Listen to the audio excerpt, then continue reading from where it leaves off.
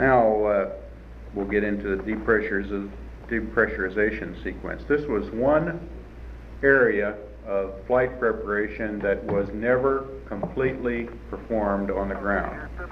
It took a very long time to depressurize the LEM through the bacteria filter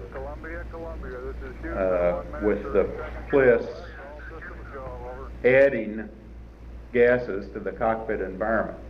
When the hatch was finally opened, why, it did take an initial tug on it, and it appeared to bend, the whole hatch. As it opened on the far side and came toward me, as soon as it broke the seal, it appeared as though I could see some small particles rushing out, and then, of course, the hatch came open and gave us a more complete vacuum. See, I guess the final system status was without problems, and the egress was initiated. And I guess the most important thing here with respect to the egress through the hatch and the work on the ladder and the platform is that our simulation work in both the tank and in the airplane was a reasonably accurate simulation of the real case, and it's adequate to learn to do the job. We didn't have any big surprises in that area. The things that we'd learned about body positioning and arching the back and clearances required and one person helping in another and so on played. They worked just like that in the real case. There weren't any difficulties in movement through the hatch, stability on the porch.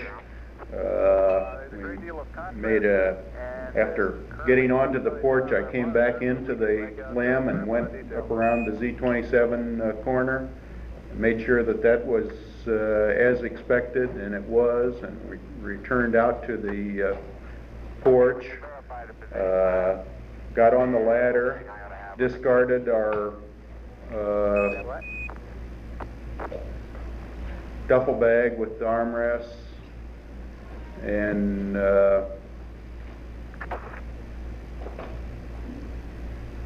OPS pallets, released the mesa without any difficulty and descended down the ladder just as expected. The step was pretty high, the first step, 3 or 3.5 feet up to the first step, so the initial test was to see if we had any trouble getting back up on the first step, and it wasn't any difficulty, so we proceeded with the planned activities. The work required and the effort required to go up and down that ladder and into the hatch, I don't think are high enough that they need to be worried about. It is, I think, going up the ladder, going through the hatch are not high workload items. They are items that require some caution and practice.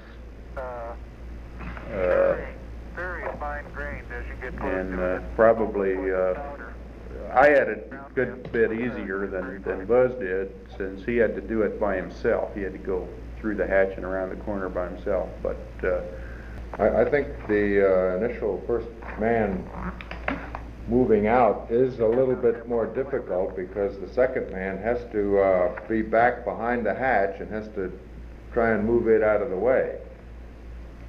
So you had the tendency to be more over toward your side, away from the hatch, and anything that you were contacting was usually on your side, your edge of the lower part of the disky table. There weren't any temperature effects noted in the egress or ladder. Nothing felt hot or cold or had any temperature effects at all that I was aware of. In general, with respect to work on the surface, the 1/6 gravity was, in general, a pleasant environment in which to work, and the adaptation to movement was not difficult. I felt it was quite natural, and had the opportunity to look at the more detailed aspects of it a good bit more than I did. But in general, we can say it was not difficult to work and accomplish tasks, and I think a certain exposure to 6G in training is worthwhile, but I don't think an exhaustive point needs to be made of it, view of the fact that it is as easy as it is. No, it's very natural moving around. Some attention has to be paid to the mass that you have in the suit, and also to the mass of the bliss that's on your back. I think we anticipated this adequately, and it didn't serve as any detriment to moving around, the fact that you did have a sizable mass mounted high and to the rear. The initial LEC operation, lowering the camera, seemed to work fairly well. It appeared as though you might have been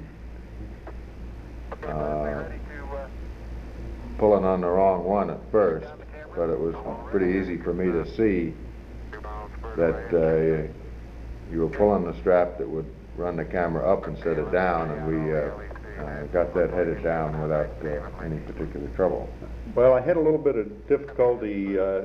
What I was trying to do was not get the camera up or down at that point. I was trying to pull the slack out of the line, tighten both straps taut, and for some reason or other, it was a little bit hung up, and I had some difficulty getting the slack out of the lines.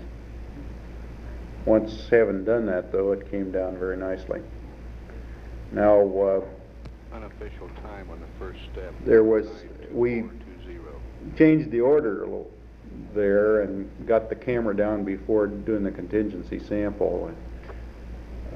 I wanted to get that camera down while I was over there in the shadow and hooked up to it, because to do the contingency sample I was going to have to stow that LEC and go over into the area out of the shadow, and since I wanted to do it on the right side where the camera was mounted, it was a trip of about 10 or 15 feet that I was going to have to make before I started the contingency sample, and that's the reason we changed that order there.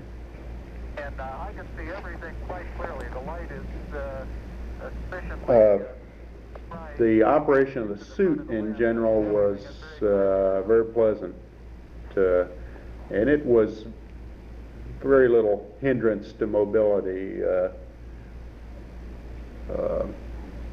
with the exception of going down to the surface to pick things up with your hands off the surface, which was that would be a very difficult thing to do. But as far as walking around and getting from one place to another, the suit offered very little impediment to that kind of progress. It was in general a pleasant operation. But ILC got their contract. That's right. Thermal loads in the suit were not bad at all. I ran on minimum flow almost the entire time. Buzz found a higher flow to be desirable. This was consistent with our pre-flight experience, I think, and individual requirements. And I didn't notice any temperature or thermal differences in and out of the shadow. There's significant light difference and visibility changes, but no thermal differences. And the only temperature problem I had, and suppose didn't have this problem was in the gloves. I did not wear inner gloves. I chose to go without the inner liners in the gloves, and my hands were a little warm but very wet all the time. They got very damp and clammy inside the gloves, and that was some problem to me, since I found that degraded my ability to handle objects and get firm grips on things with wet fingers. Yeah, I had higher cooling levels set up on the diverter valve because it just seemed to be comfortably pleasant that way. Looking back on it now, it appears as though this leads toward a higher consumption of water, and I guess I wasn't fully aware that this was in fact the case, that when you were on higher flow that you were going to be pumping more water overboard. It appears natural. Now I'm thinking about it, but I don't, as I recall, this wasn't brought out real clear to me that it did have that effect on your water consumption. And certainly what I'm getting at is that I could have operated at lower levels much sooner without overheating. Like Neil, I didn't experience any hot or even warm spots in the suit. I didn't wear any inner gloves either, but more in a desire to get a better feel through the gloves. I think looking back on it, during the donning, I did not have the wristlets on. I thought that the LCG coming down far enough into the wrist would be adequate. If I had it to do over again, I believe I would have put the wristlets on, because once I was in the gloves and I started moving them around, I did find that it was rubbing a small amount on the wrist, and I thought that it might get to be more annoying than it actually turned out to be. But looking back on it, I would have preferred to have had those wristlets on.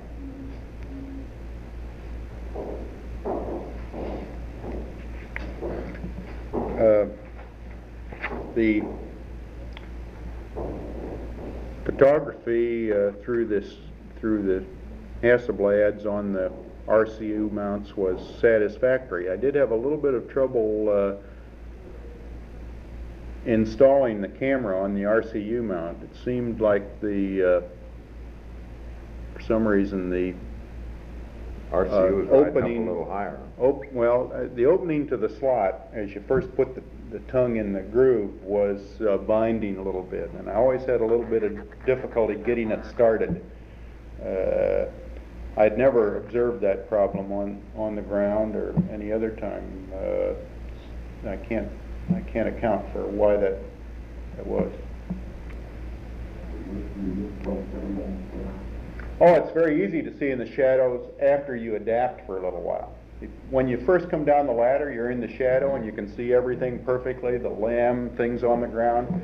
You walk out into the sunlight and your eyes, cinch down like that, and then you walk back in the shadow and it's pretty black. The worst part of the shadow is when you first move from sunlight into the shadow.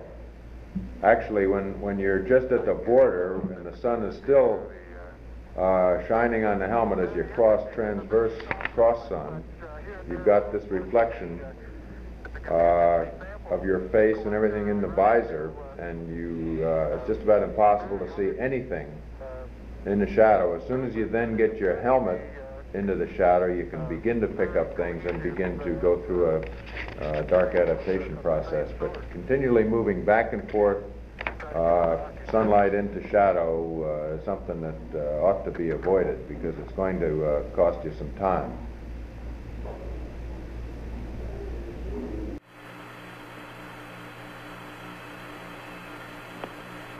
Oh, that looks beautiful from here, Neil.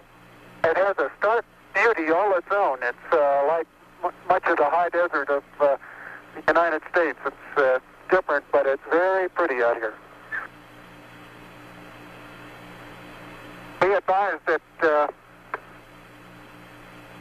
a lot of the rock samples out here, the hard rock samples, have what appear to be vesicles in the surface. Also, I'm looking at one now that appears to have some sort of phenocryst. Houston, roger out.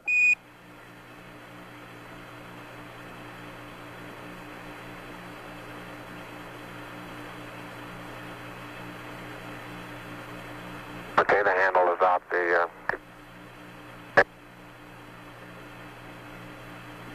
push it in about 6 to 8 inches into the surface. Like it's pretty easy to It is. It's I'm sure I could push it in farther, but it's hard for me to bend down farther than that. Didn't know you could throw so far. You can really throw things a long way up here.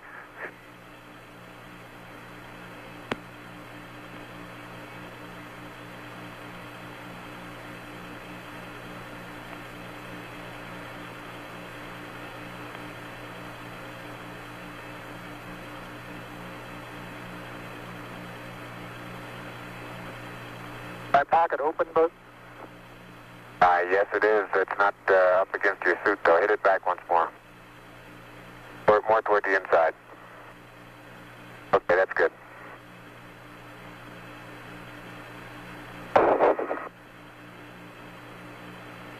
That in the pocket? Yeah, push down. Got it?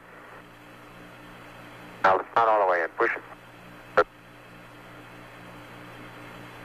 There you go.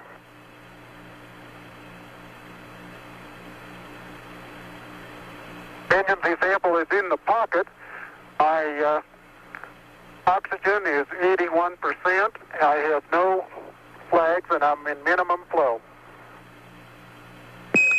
This is Houston, roger, Neil.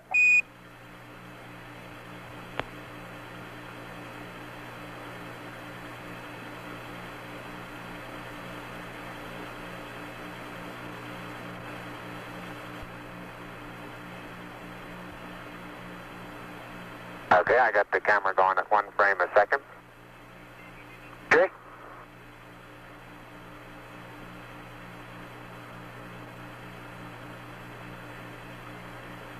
And I've got 80%, no flags.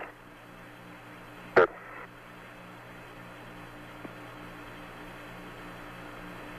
Are you getting a TV picture now, Houston? Neil, yes, we are getting a TV picture.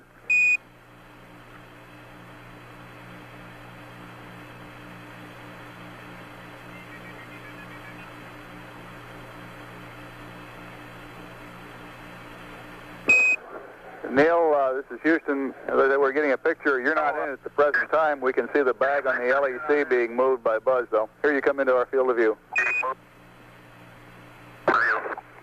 Oh, sorry. Let me move that over the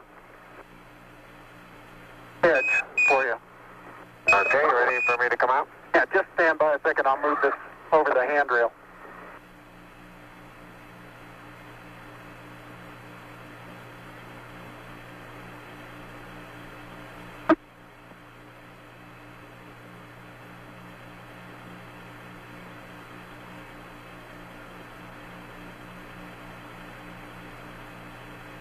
Okay. All right, that's got it. Are you ready? All set.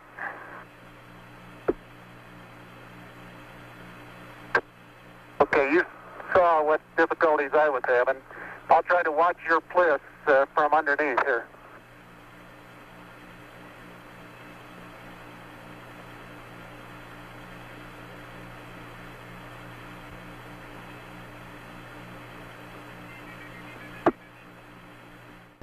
Yeah, but once I was with my feet and fanny out through the hatch, while Neil was in good position, as good as I was in to help him move out by just observing the profile of the bliss as it matched with the hatch opening. the two-man operation there is good because all the help that each man can give the other one is money in the bank. The platform itself afforded a more than adequate position to transition from going out the hatch to on the ladder. The initial step is a little bit difficult to see when you get to the first one. At least I was glad to have you tell me about where my feet were relative to that first one so that I didn't have to make a conscious effort to look around to the side or underneath. But I think that what I'm getting at is that operations on the platform can be carried out without concern about losing your balance or falling off. There's plenty of area up there to stand on a step and do any manipulating that might be required. And of course what I'm getting at is that there are alternate ways of bringing things up, alternate to the LEC, and I think that they do show promise of being able to bring things up over the side, straight up, versus making use of the LEC. We didn't have the opportunity to exercise those.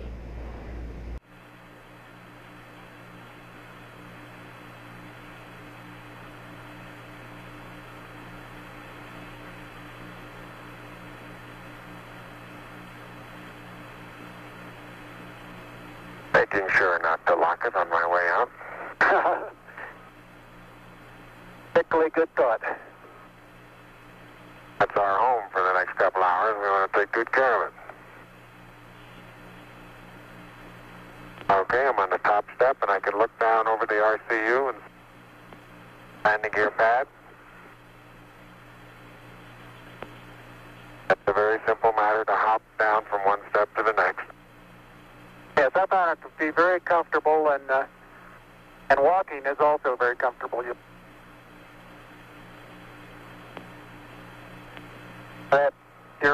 You've got 3 more steps and then a long one.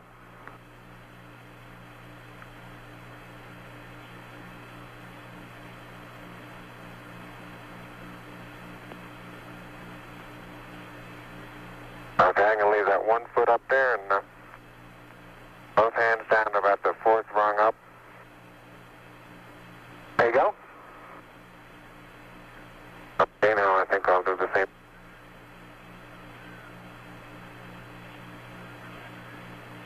A little more. About another inch. There, you got it? That's a good step. Yep. About a 3-footer.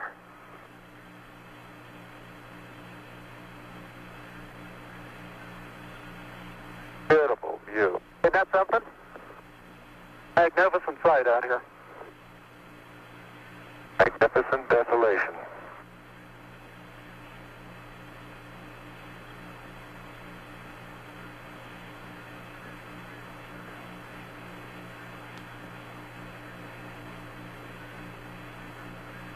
Both PLSS is nominal on consumables.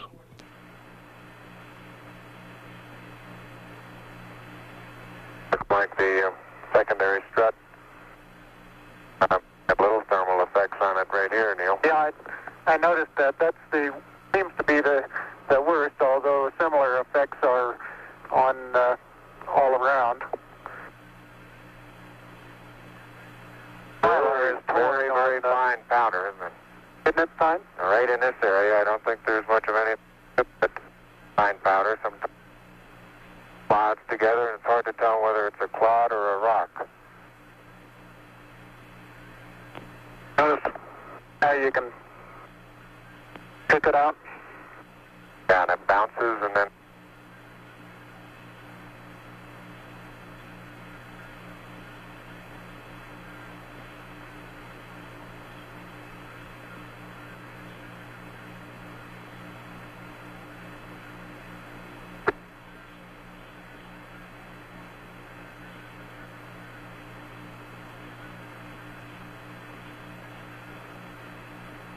Reaching down, fairly easy. 30 at this stage.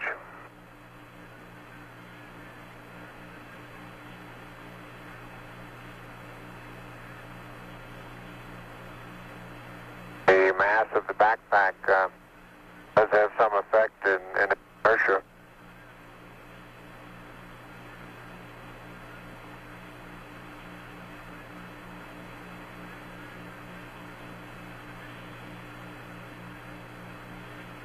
There's a slight tendency I can see now to backwards due to the soft, very soft texture. Oh, you're standing on a rock, big rock there now.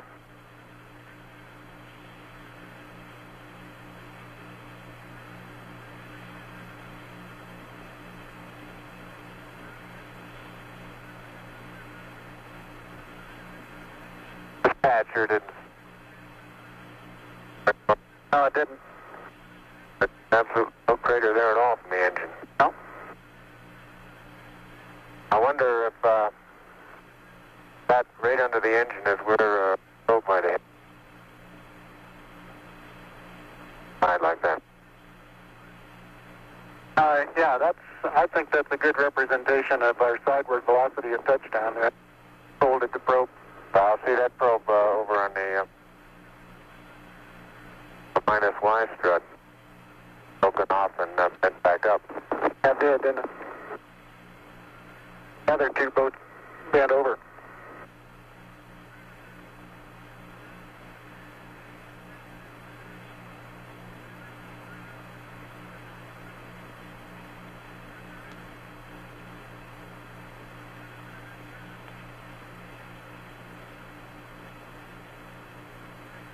Can't say too much for the visibility right here without the visor up. Pretty dark. It looks like there's a surface of a flat rounded rock.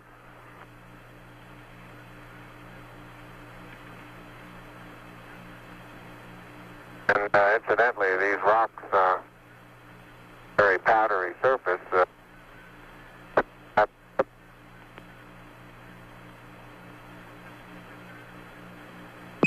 Say again, please, Buzz. You're cutting out.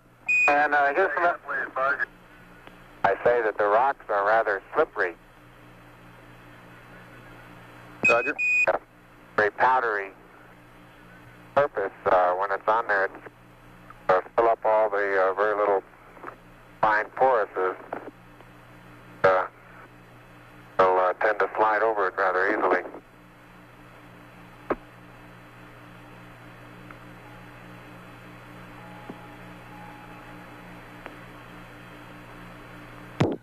Neil Armstrong getting ready to move the TV camera now out to its panorama position. Traction seems quite good.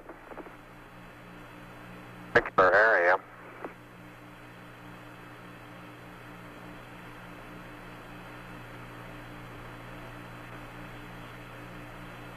Start to lose my balance in one direction, and recovery is quite natural and very easy.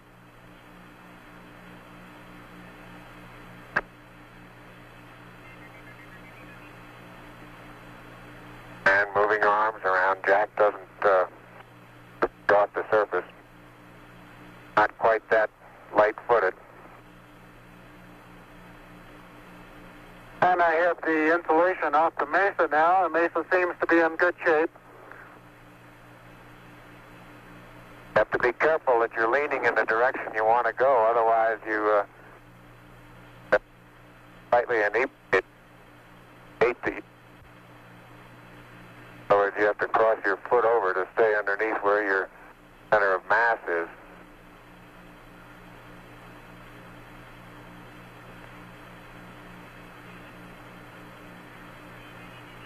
Hey Neil, didn't I say we might see some purple rocks?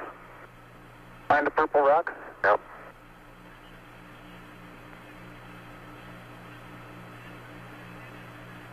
Very small, sparkly fragments are rock. They reflect the sun in places.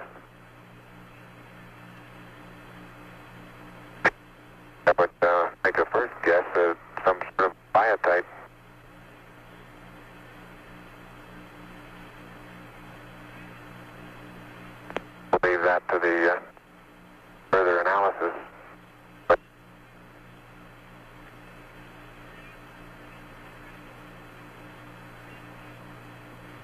Soil compacts underneath.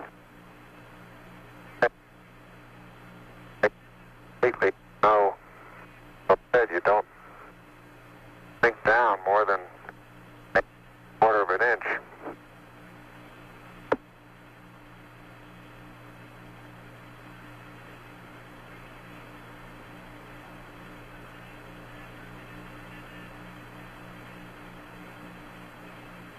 Biotite is a brown mica substance. Okay, Houston, I'm going to change lenses on you. Roger, Neil.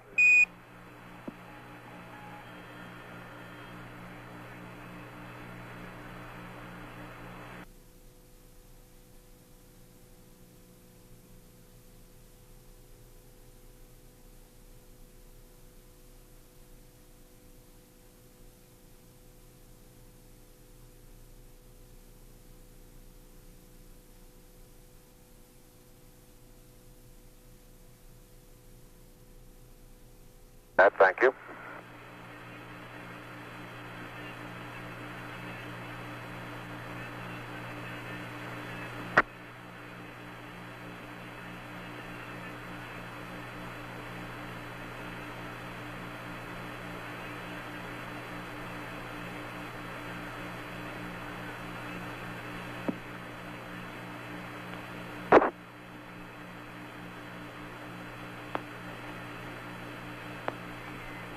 Neil is now unveiling the plaque that is.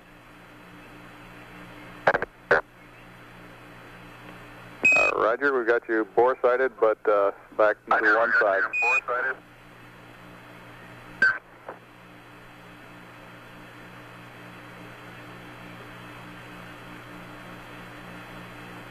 For those who haven't read the plaque, we'll read the plaque that's on the front landing gear of this LEM.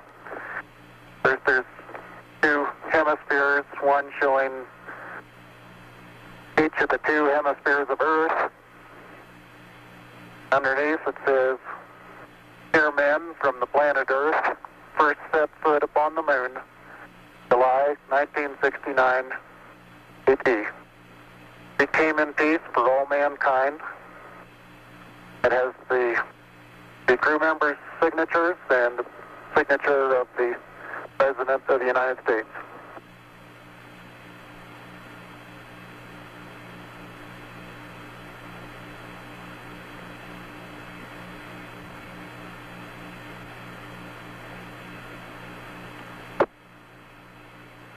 Ready for the camera?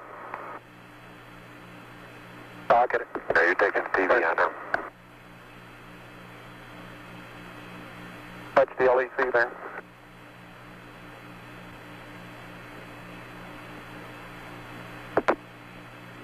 I'm afraid these lost materials are going to get dusty.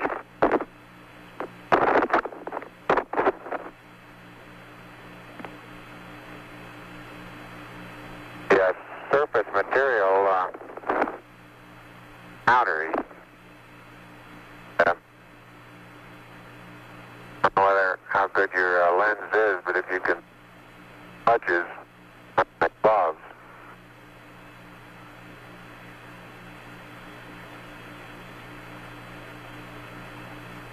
Very much like a very finely powdered carbon, but very pretty looking. You pull out some of my cable for me, Buzz?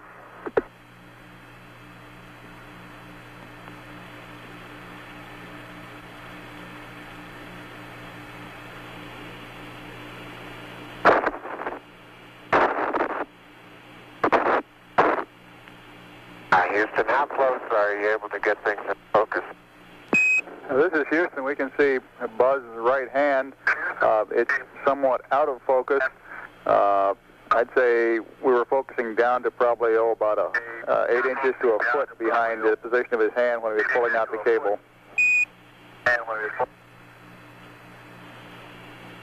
Okay, how's the temperature looking there? Temperature of the camera is showing cold. TV was operated as planned, with no particular difficulties. The one thing that gave us more trouble than we expected was the TV cable, and I kept getting my feet tangled up in it. It was a white cable, and it was easily observable for a while, but pretty soon it picked up this black dust over it and blended right into the ground, and seemed like I was forever getting my foot caught in it. Fortunately, Buzz was usually able to notice that and keep me untangled, but it was a good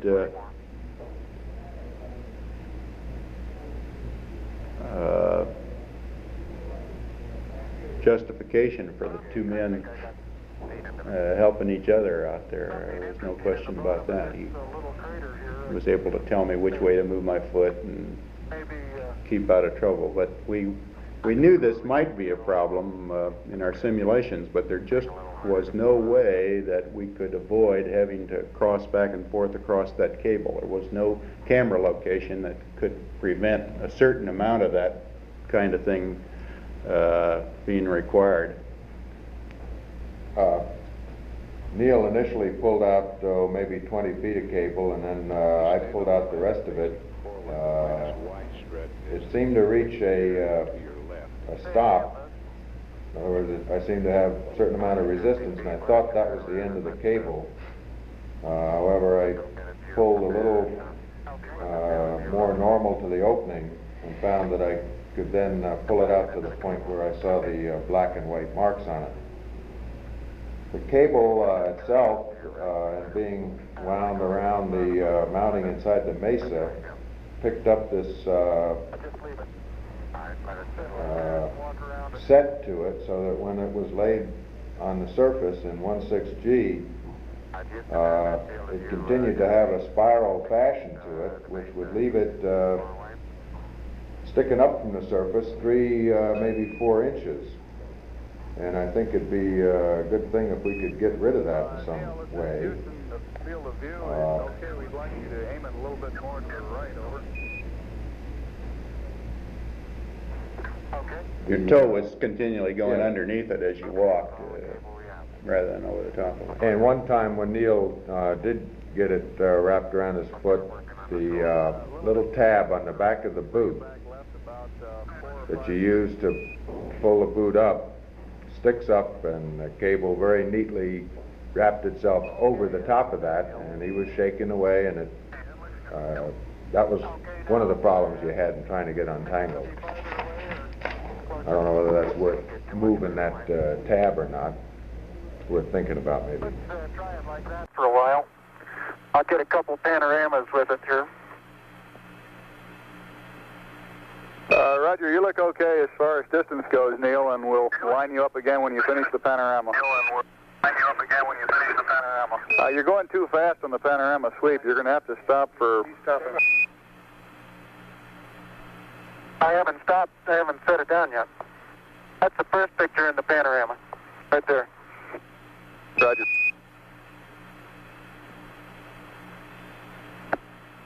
It's taken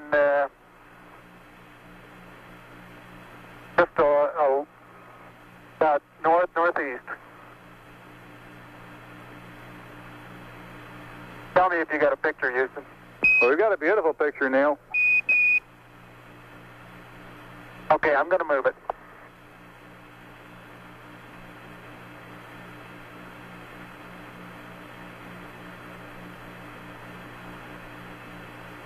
Okay, there's another good one.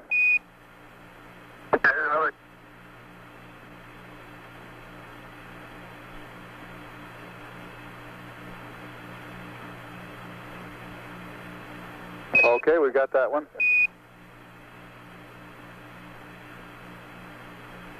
Okay, now this one's right down sun, straight west. And I want to know if you can see an angular rock in the foreground. Roger, we have a large angular rock in the foreground, and looks like a much smaller rock a couple of inches to the left of it. Over.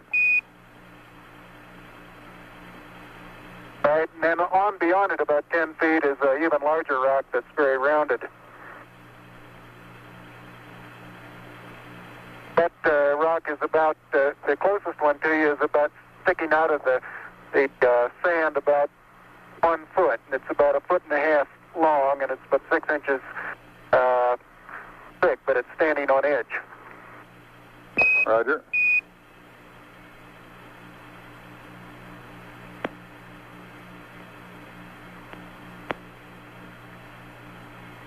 Okay, Neil, I've got the table out. Got a bag deployed. We got this view, Neil.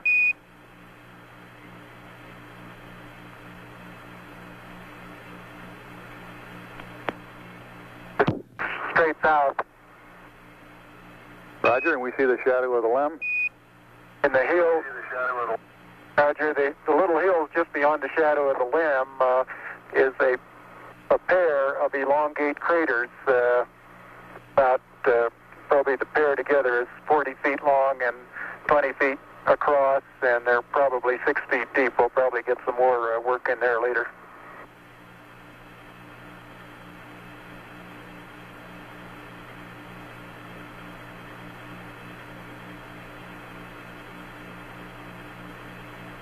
Roger, and we see Buzz going about his work. How's that for a final? For a final orientation, we'd like it to come left about 5 degrees. Over.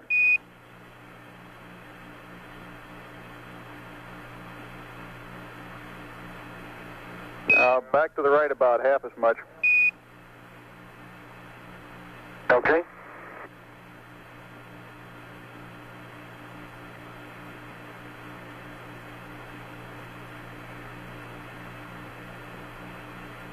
Okay, that looks good there, Neil. Yeah, that looks good there. Okay.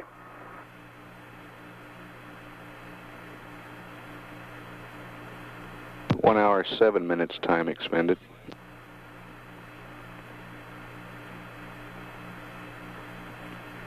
How about the solar wind? Any problem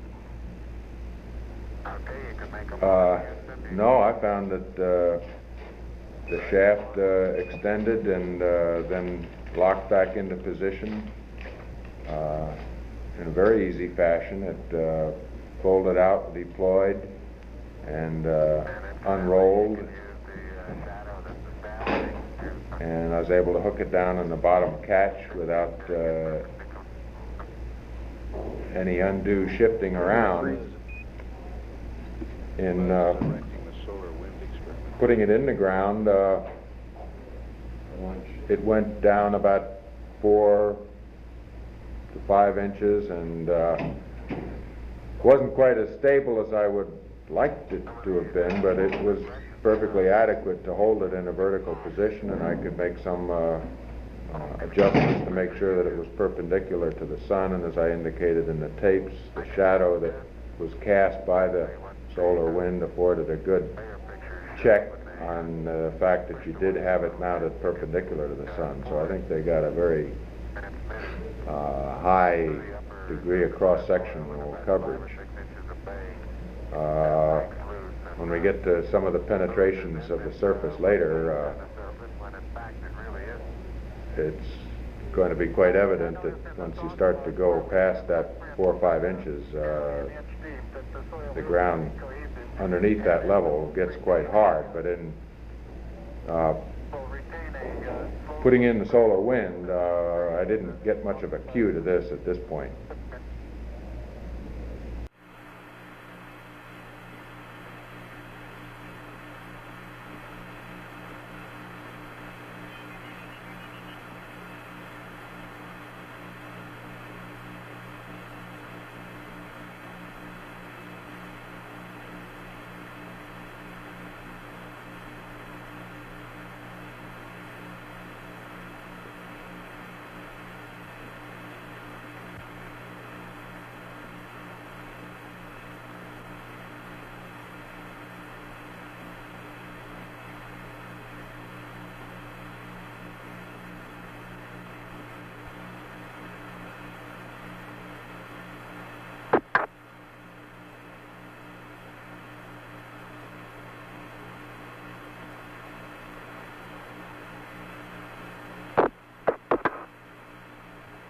All limb systems still looking good.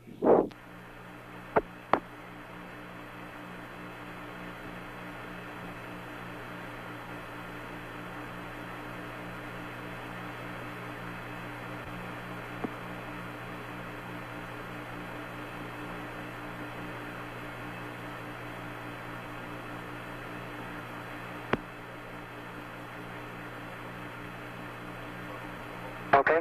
Yeah, I think that's next.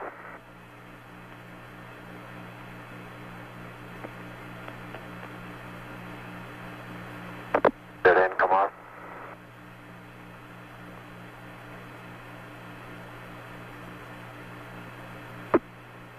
I'm going to get the camera.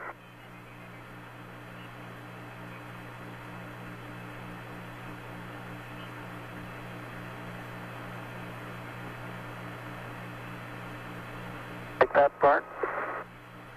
Go out here with them.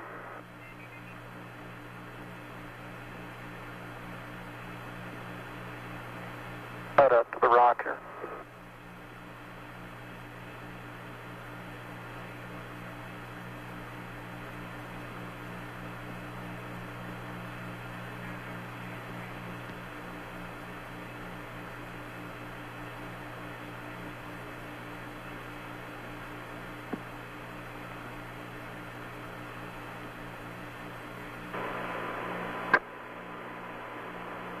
Okay, I'll have to extend that one.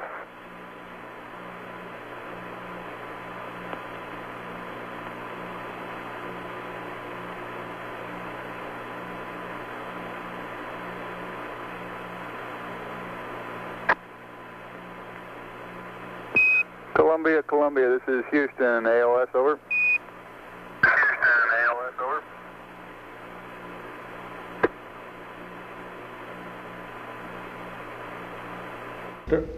Start here in this session talking about the flag Neil Armstrong's been on the surface now almost 45 minutes. installation, and that went as planned, with the exception of the fact that the telescoping top rod could not be extended. With both Buzz and myself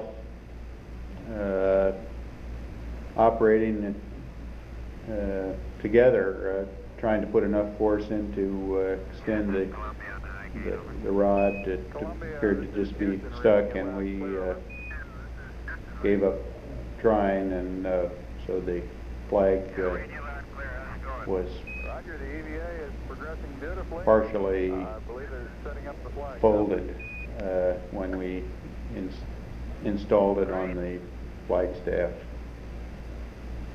I suspect that didn't show very much on television, but our still photographs should show the result of that. Yeah, neither one of us individually could extend it.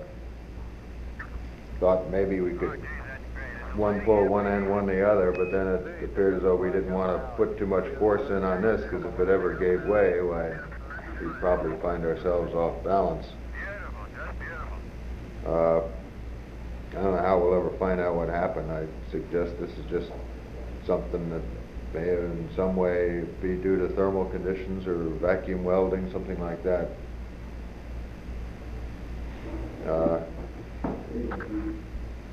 It came out of its mount fairly easily. I thought we had a little bit of trouble with one of the pit pins there for a while. Generally, it was a straightforward job of dismantling it. The flagstaff was pushed into the ground at a slight angle such that the CG of the overall unit would tend to be somewhat above the point at which the flagstaff was inserted in the lunar surface. And that seemed to hold all right, but we noted later, after getting back into the LEM that the weight of the flag had rotated the entire unit about the flagpole axis such that the flag was no longer pointed in the same direction that it originally had been installed. I suspect that the weight of the flagpole probably had shifted its position in the sand a little bit from the position where it had originally been installed. I'll talk about LEM. How far would you estimate you got it into the ground? 6 to 8 inches. That was about as far as I could get it in. And as you approached this 6 to 8 inches, it was fairly easy to get down the first. Gets hard 4 or 5, quickly. and but it's not like hitting a Rock, not like hard that. surface. It's just a gradual. No. Well, not so gradual. The onset is fairly. It's not discontinuous. rapid. It's Yeah. no, it's asymptotic increase in force. And I tried several locations, and one place I did run into a rock. I felt like I ran into a rock and moved it. Radio check over. First, balance wasn't difficult, although I did some fairly high jumps and found that there was a tendency to tip over backward on a high jump. And one time I came a little bit close to falling, and I decided that's enough of that. There's no doubt that it was easier to reach that point of neutral stability, and this is relative to the surface that you're supporting yourself on, the boot. Much easier to reach that neutral point by just leaning back slightly than it was leaning forward. I think the happy medium was to lean forward more than we did, which must mean that it was more comfortable for us to stand erect than to lean forward to be at that absolute neutral point. The pogo tends to give you the impression that most of your actions of moving around will be the result of toe pressures, that you'll rock up on your toes and tend to push off. I didn't really find this to be the case as much as I had anticipated. The 16G airplane, of course, has a very poor simulation of the surface, so you can't really relate too much to how the foot departs or what sort of resistance you meet when you put your foot back on again, because it's got excellent traction in the airplane. I didn't find much tendency on the surface in trying to put in sideways motions or stopping motions for a slipping tendency to develop. I think it was quite natural to know as you began to apply a force to make a change in your momentum. I think you were able to just tell how much you could put in before you'd ever approach any instability case. And in general, it would take a couple of steps to make a good sideways change in motion, and it would take 2 or 3 to comfortably come to a stable stationary position from a fairly rapid forward movement. In order to get a sustained pace evaluation, I think I would have had to have gone a good bit further than I did. I guess before the flight I felt that you might be able to sustain a fairly rapid pace comfortably. My impression was that this was a little tiring on the legs, somehow in the knee joints, that there was a rubbing in the suit and you had to keep moving the knees, even though the knees are very mobile in the suit. I just felt that as easy as things looked, that to go off on a 1 mile trek was not going to be an easy sort of thing, and you would end up, just by virtue of having to move your muscles and your body in the suit, you would end up getting tired in going on any prolonged trek. Again, since the terrain varies a good bit relative to your ability to move over it, you always have to be alert as to what's coming up next, and instead of on Earth only worrying about one step or maybe at most 2 steps ahead, you have to keep a good eye out 4 or 5 steps ahead in traversing on the moon. Man, I guess that pretty well sums it up. I think the 1 foot in front of another is by far the better mode of locomotion rather than the more stilted kangaroo hop. You can do it, but it doesn't seem to offer any particular advantage. Body motions, when your feet are on the surface, you can do fairly vigorous sideways movements, leaning and swinging your arms without a tendency to bounce yourself up off the surface and lose your traction. This was one experiment that was suggested, and I found that you do tend to remain well rooted on the surface where you are, despite motions that you may have. It's a great honor and privilege for us to be here representing not only the United States, but men of peace of all nations, and with interest and a curiosity and with a vision for the future. Honor for us to be able to participate here today. And thank you very much, and I look forward, all of us look forward to seeing you on the Hornet on Thursday. Look forward to that very much, sir.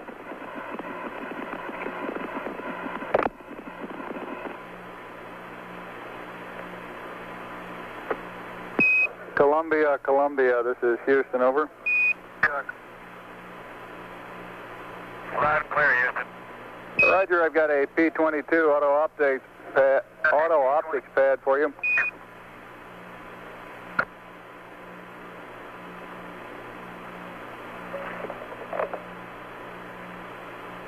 Roger, go ahead. Roger, P-22, landmark ID, LEM, T1 1102656, T2 1103206, 3 miles south. Time of closest approach 1103340. Shaft 353.855. Trunnion 46.495. Roll 0. Pitch 250. Yaw 0. Over.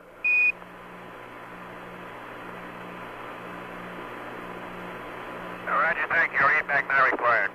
Roger, out.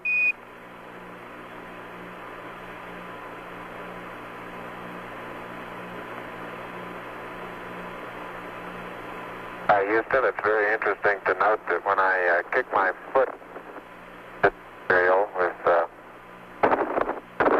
no atmosphere here and this gravity, they seem to leave, and most of them have about the same angle of departure and velocity.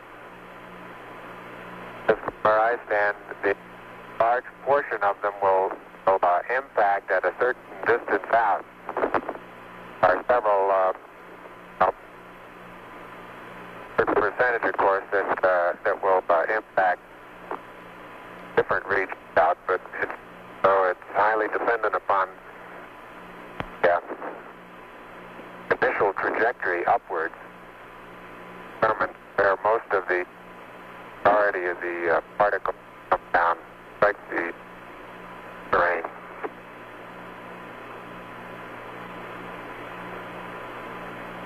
Roger, Buzz, and break. Columbia, this is Houston. When you track out of high gain antenna limits, request Omni Delta. Omni Delta, over. Come in. I've noticed several times in going from the sunlight into shadow that just as I go in, I catch an additional reflection off the lem, along with the reflection off my face onto the visor, makes visibility very poor just at the transition sunlight into the shadow. I essentially have so much glare coming onto my visor, I'm under shadow until helmet actually gets shadow, and then it takes a short while for my eyes to adapt to lighting conditions. Inside the shadow area, visibility, as we've said before, is not too great, but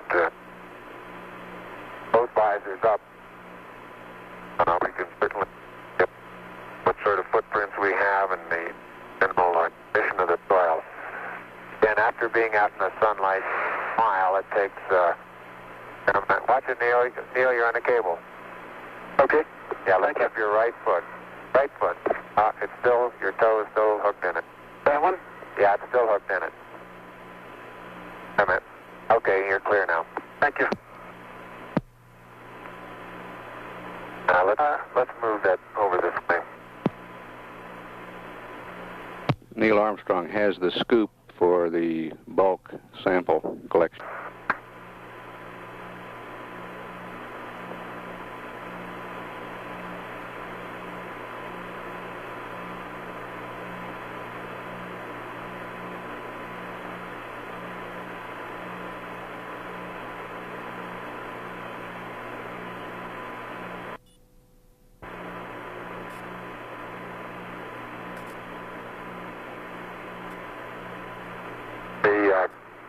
The blue color of my boots have completely disappeared now into this small...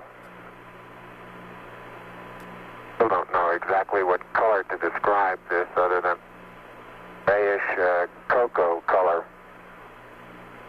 Seems to be covering most of the wider part of the boot. Color that had very fine particles.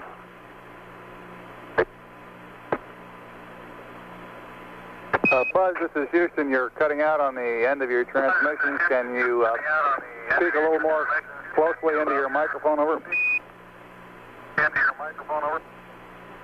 Roger, I'll try that. Beautiful. Well, I had that one inside my mouth that time.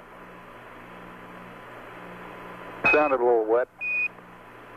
A little wet.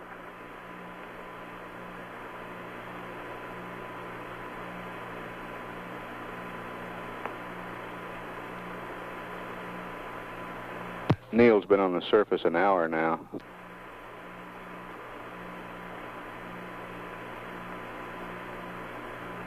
Buzz, not quite 20 minutes less than that.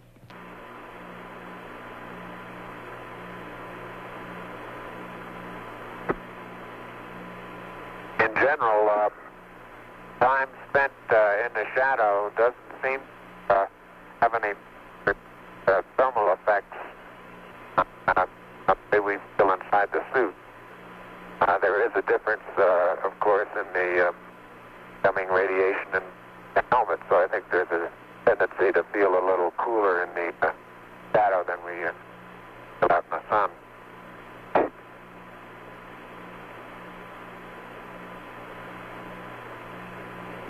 Columbia, this is Houston, over. Columbia, this is Houston, over.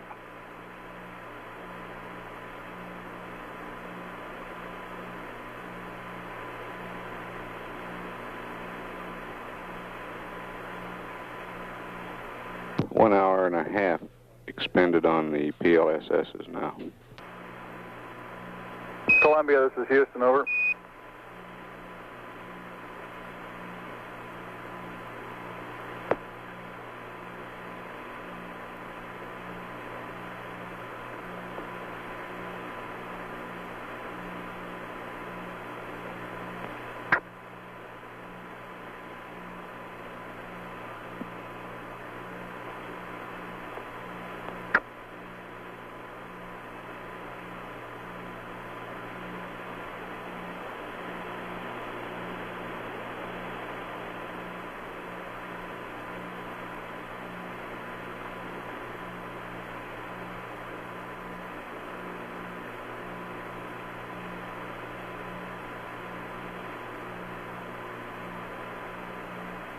Columbia, this is Houston, over.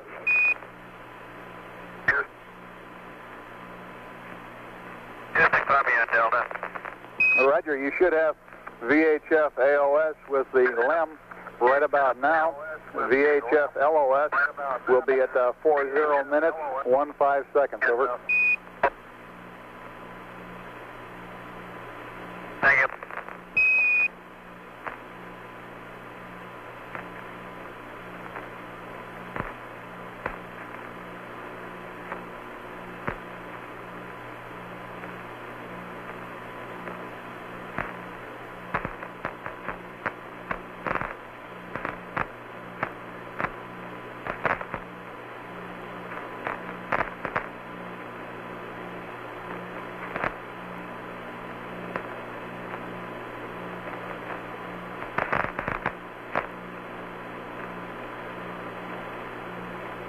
Heart rates on both crewmen averaging between 90 and 100. Flight surgeon reports they're right on the predicted number of the BTU units expended in energy of work. And he thinks they're in great shape. I look around the area. The bulk sample took a good bit longer than we had taken in simulations, and the reason for that was the fact that the area where the bulk sample was collected was significantly farther from the mesa table than the way we'd done it in training. And that's because the mesa table was in deep shadow, and collecting samples in that area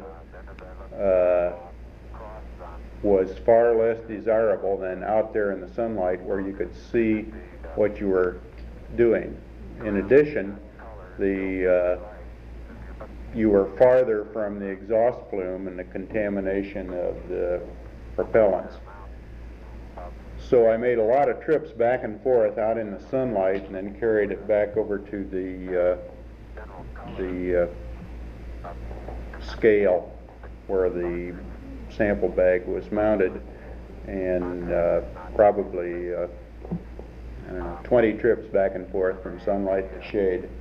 It just took a lot longer time, but in so doing, I was able to pick up in almost every scoopful hard rock as well as ground mass. And I tried to choose various types of hard rock out there so that in case we never got to the documented sample, at least we'd have a variety of types of hard rock in the bulk sample.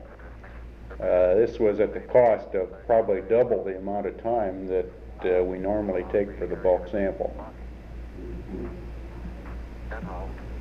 And I guess we should stop here a second and talk about the flag.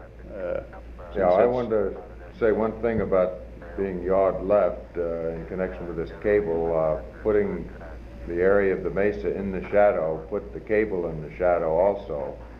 And that white cable, when it got covered with a little bit of this powdery stuff in the shadow, made it very difficult to observe. And it ought to be a consideration to keep any cable or any small object out in sunlight whenever you can. And it leads one to think that if you're going to yaw one way or the other, it's preferable to put your working areas out into the sunlight. We discussed pre-launch on a number of occasions whether we wanted to specifically yaw for lighting at touchdown. And there's obviously a lot of advantages, but I was very reluctant to do any fancy maneuvering on the first lunar touchdown for selected yaw for lighting. I figured we'd just take what we got. But we had to pay for that later because we had a lot of operations in the shadow there, EVA, that would have been easier had we had better lighting. As I recall, I took the first panorama out in front without having the camera mounted on the RCU, and it did not appear to be unnatural to do so. It's much easier to operate with it mounted, but I didn't find that the weight of the camera was as much of a hindrance to operating it as pre-flight simulations indicated that it was going to be. No doubt in my mind that having that mount frees you to operate both hands on any other task. The handle is adequate to perform the job of pointing the camera. I don't think we took as many inadvertent pictures as some pre-flight simulations would have indicated. It seemed as though in all the simulations, whenever we picked up the camera, we always managed to take pictures. I don't think that was the case in this mission as much as we thought it was going to be. I guess we'll find out if we see a lot of pictures taken pointed at odd angles. You're directly opposite the ladder.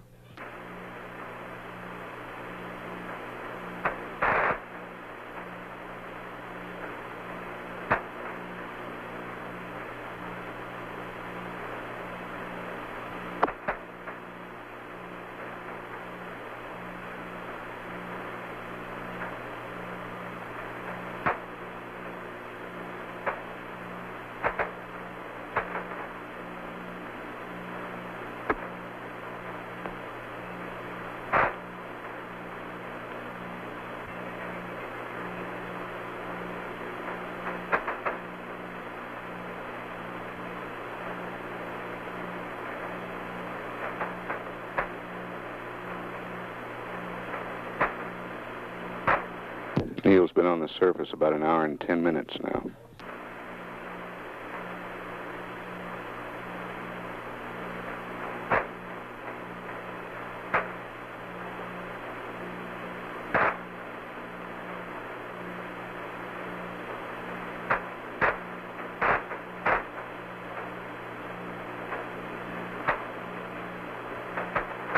I'm now in the area of the minus Y strut.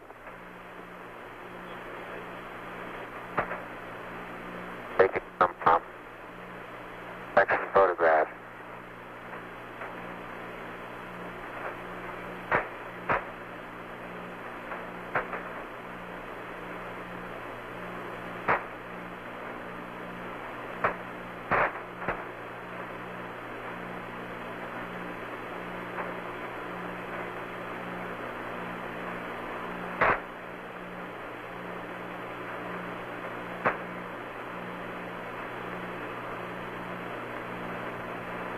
Buzz is making his way around the LEM, photographing it from various angles, looking at its condition on all sides.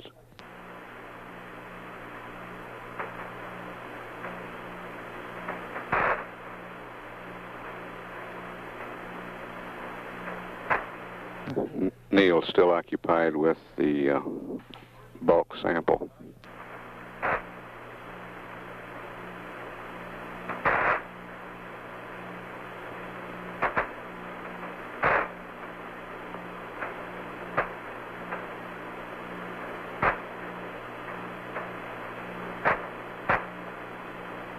One hour, 40 minutes time expended on the PLSSs now.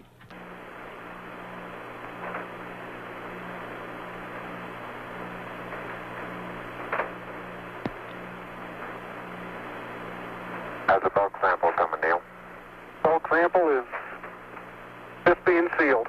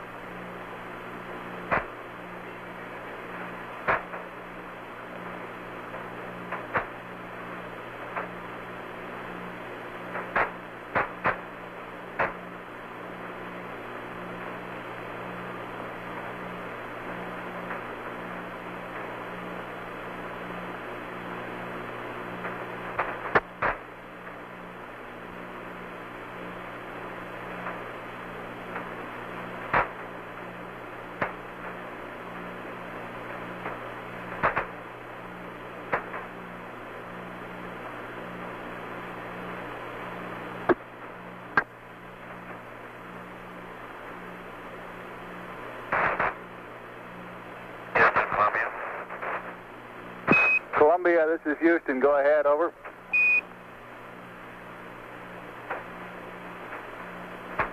Roger, no marks on the left that time.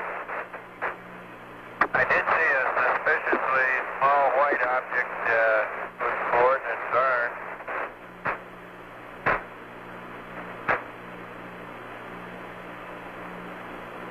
Go ahead with the coordinates on the small white object. Easy .37.6, but I'm not sure the gentleman is right on the southwest rim of a crater. I think they would know it if they were in such a location. It looks like their lamp would be pitched up quite a degree. It's on the southwest wall of a smallish crater. Roger, copy Echo decimal 3 and 7 decimal 6.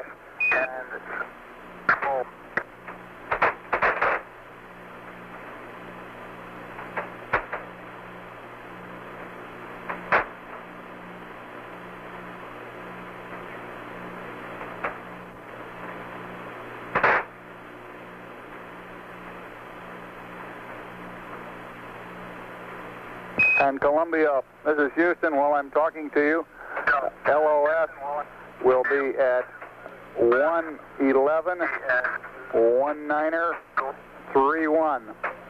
AOS 112 05 43. Over.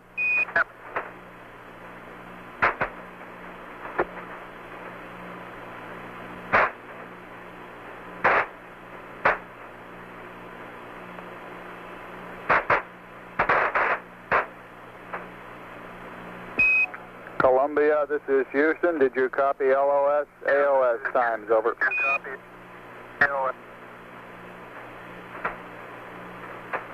Negative, Houston. You're broken. Disregard him. I get him off the flight plan. Roger, out.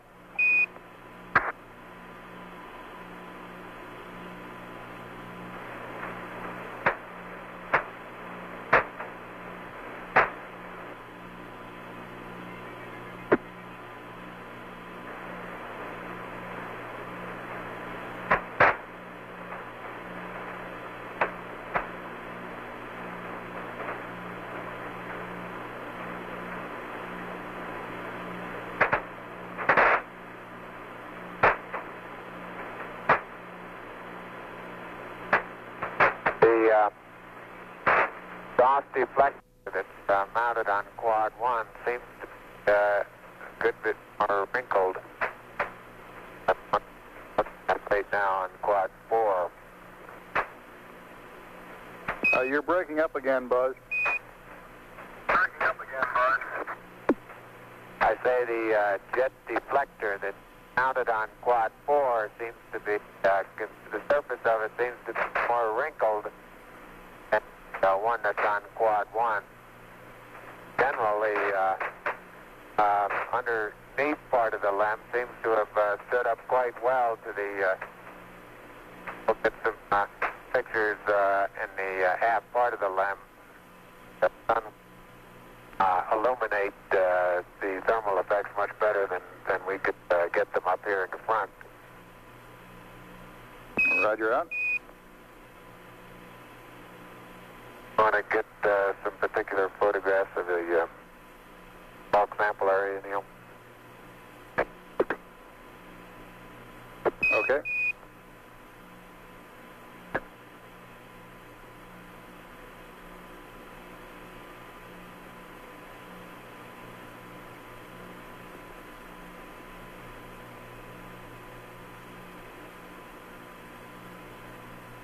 And Houston, Buzz here. I'm showing 3.78 SI.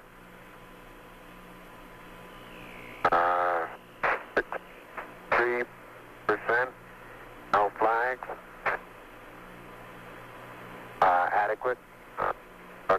Light warming fingers.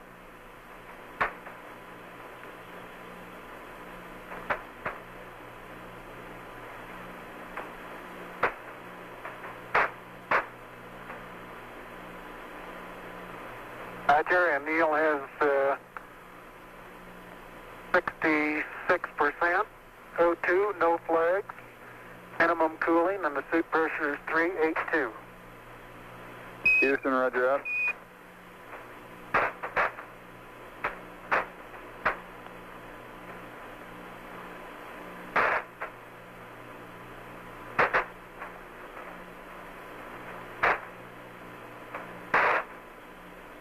Neil has finished collecting and packing the bulk sample. Buzz, this is Houston. Have you removed the close-up camera from the Mesa yet? Over.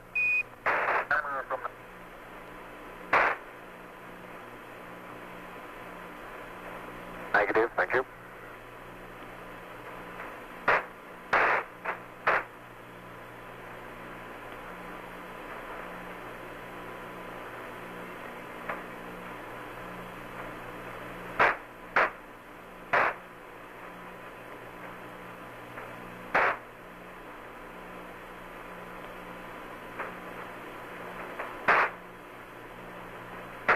Get a panorama there. Okay.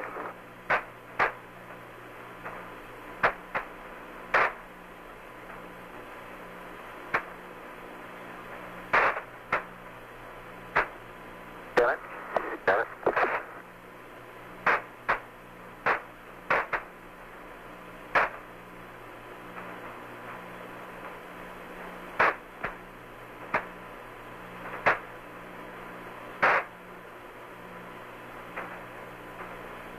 Houston, how does our timeline appear to be going? Roger, it looks like you're about a half hour slow on it. We're working on consumables. Over. All right.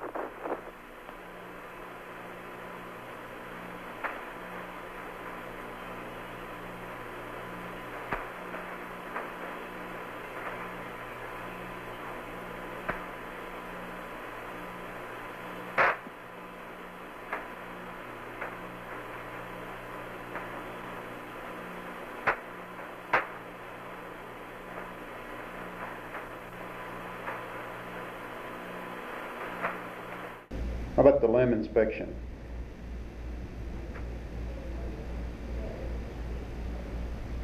Well, I don't think we noticed a thing that was abnormal. I guess the only thing that I made one note of was the jet plume deflectors. The one on the right side as I was looking at the LEM, which would make it the Quad 1, appeared to be a bit more wrinkled than the one on Quad 4. But of course there's nothing to compare it with, since I had never seen them before. Matter of fact, first time we really saw them was when we looked at the command module and got a pretty good idea of their structure.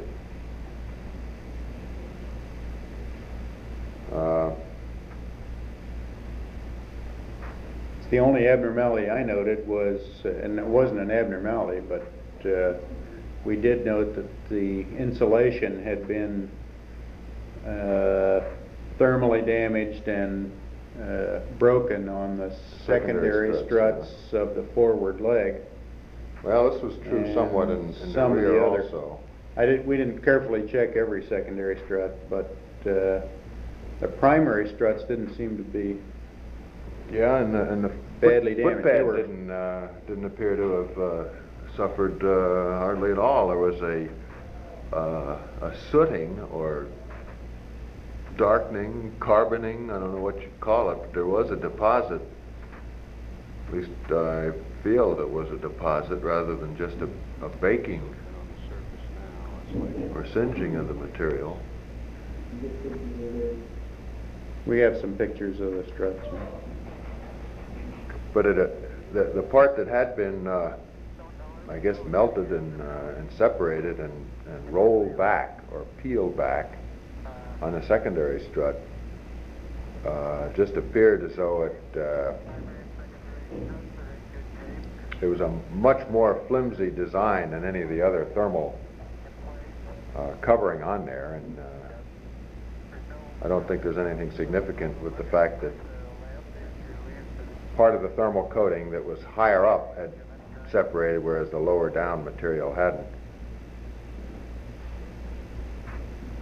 I didn't notice anything peculiar about the vents. There didn't seem to be anything that had been deposited on the surface at all from any of the vents underneath or the oxidizer fuel vent up above.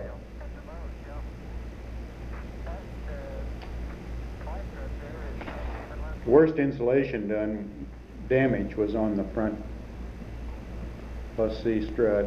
That was in the deep shadow, and didn't seem to be a possibility of getting a good close-up picture in that dark environment. But yeah, I think the by best eye, pictures we got were the -Z strut.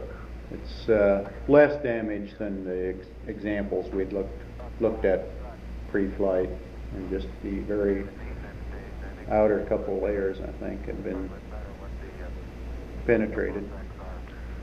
From what I could see of the probes, they had just bent or broken at the upper attach point. I didn't see that they had had any other fractures in them. One of them on the -Y strut was sticking almost straight up, maybe 4 or 5 inches off to the, I guess that'd make it north of the pad, to the right of the pad. What's that? No.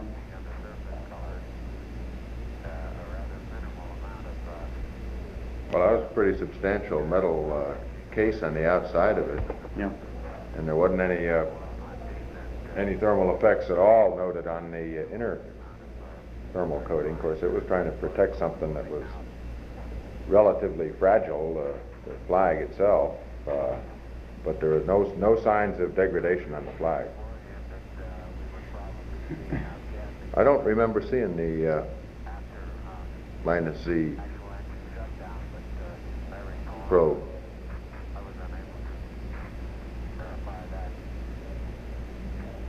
I don't know, maybe it was there. I thought I remembered seeing all 3 probes. I think Could one was be. straight up, one was straight out, Yeah. and one had a V shape Yeah. there. Go.